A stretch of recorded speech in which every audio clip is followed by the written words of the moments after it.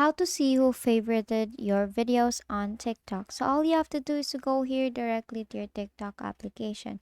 Now, TikTok has this new feature where you can actually see who favorited your videos that you've just posted. So here it will lead you to your homepage, right? Now on the bottom part, you will see your profile there. Tap on that and it will lead you here. It will lead you here to your profile area where you can see all your posts that you have actually shared.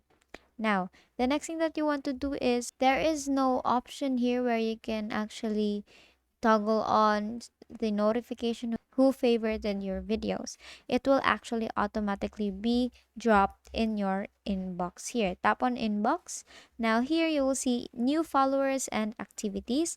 Tap on the activities option there and here you will see added your videos to favorites. Let's say you are actually having a lot of notification, you can actually sort out on the upper part. You will see all activity. Tap on that and sort it by likes and favorites. So basically here you will see all the people who actually liked your videos and added your videos to favorite.